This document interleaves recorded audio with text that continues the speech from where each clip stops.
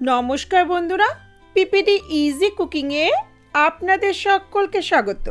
শীত পড়ে গেছে, আর শীতে ইমিউনিটি পাওয়ার বাড়ানোর জন্য আজকে নিয়ে এসেছি খুব সহজ আর দারুণ স্বাদের মোরব্বার রেসিপি। আমার আজকের রেসিপি আমলকির মোরব্বা। ভিটামিন সি আর আয়রন সমৃদ্ধ এই আমলকির গুণাগুণ সম্পর্কে আপনারা সকলেই হয়তো কম বেশি জানেন। আমলকিটা এমনি খেতে অনেকেই পছন্দ করেন না, তবে এইভাবে মোরব্বা বানিয়ে দিলে ছোট বড় সবাই কিন্তু খুব মজা করে খাবে। বাজার থেকে আনা আমলকির মোরব্বাতে অনেক সময় চুন বা অন্য কোনো কেমিক্যাল ব্যবহার করা হয়, তবে আজকের রেসিপিটা কোনো রকম কেমিক্যাল বা চিনি ছাড়াই স্বাস্থ্যকরভাবে বানিয়ে দেখাবো।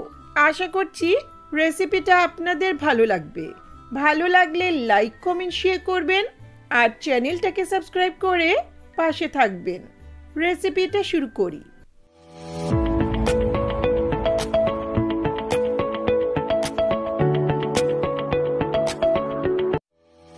আমলকির মোরব্বা বানানোর জন্য নিয়েছি হাফ কিলো বড় বড় আমলকি। ছোট বা কড়া আমলকিগুলোতে অনেকটাই কষ থাকে।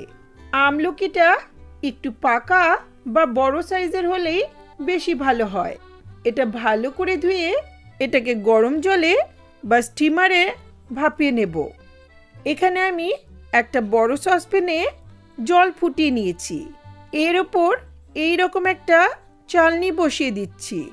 এখন ধুয়ে পরিষ্কার করা আমলকিগুলো এর মধ্যে দিয়ে দিচ্ছি। এই নভেম্বর ডিসেম্বর সময়তে বাজারে খুব ভালো আমলকি পাওয়া যায়, তাই শীতের শুরুতেই এই মোরব্বাটা সারা বছরের জন্য বানিয়ে নিতে পারেন। অপর একটা ঢাকনি দিয়ে 10 মিনিটের মতো মিডিয়াম ফ্লেমে আমলকিটা ভাপিয়ে নেব। আমলকি সেদ্ধ করে জলটা ফেলে দিলে আমলকির পুষ্টিগুণটা কমে যায়, তাই আমি এটা সেদ্ধ করব না, এটাকে স্টিমারে ভাপিয়ে নেব। 10 মিনিট ভাপিয়ে নেওয়ার পর গ্যাসের ফ্লেমটা অফ করে কিছুক্ষণ রেস্টে রাখছি। কিছুক্ষণ পর আমলকিগুলো ভালো মতো সেদ্ধ হয়ে গেছে। এখন এগুলো নামিয়ে নিচ্ছি।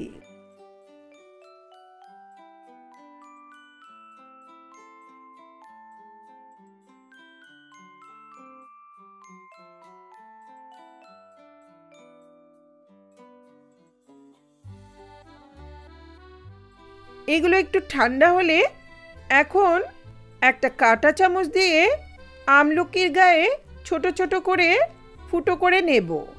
এতে আমলকির ভেতর মিষ্টির রসটা ভালো মতো ঢুকে যাবে আর মোরব্বাটা খেতেও বেশ ভালো লাগবে। আমলকিটা সেদ্ধ করে নেওয়াতে এগুলো খুব সহজেই কাঁটা চামচ দিয়ে ফুটো করে নেওয়া যাচ্ছে। সবগুলো রেডি হয়েছে। আবারও যাচ্ছি রান্নার ধারে। গ্যাসে একটা ছোট কড়াই বসিয়ে নিয়েছি। এতে হাফ কাপ মতো জল দিচ্ছি। আমি এখানে চিনি বা মিশ্রি কোনোটাই ব্যবহার করছি না। মোরব্বাটা বানাবো গুড় দিয়ে। যে পরিমাণ আমলকি নিয়েছি, অর্থাৎ হাফ কিলো আমলকির জন্য দিচ্ছি হাফ কিলো আখের গুড়। আমলকিটা ঠিকঠাক রসে ডুবে থাকার জন্য হাফ কিলো গুড় অবশ্যই দিতে হবে। এই জলের মধ্যে গুড়টাকে 5-7 মিনিটের মতো একটু ফুটিয়ে নেব। এটাকে ক্রমাগত নেড়ে চেড়ে দিতে হবে যাতে নিচ থেকে পুড়ে না যায়। গুড়টা প্রায় ঘন হয়ে এসছে, জলটা শুকিয়ে গেছে। এখন এই সেদ্ধ করা আমলকিগুলো এর মধ্যে দিয়ে দিচ্ছি।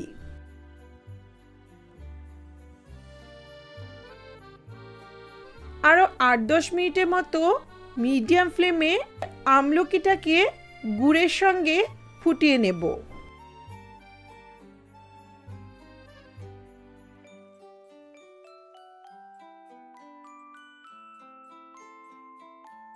দশ মিনিট ফুটিয়ে নেওয়ার পর আমলকির কালারটা অনেকটাই পাল্টে গেছে।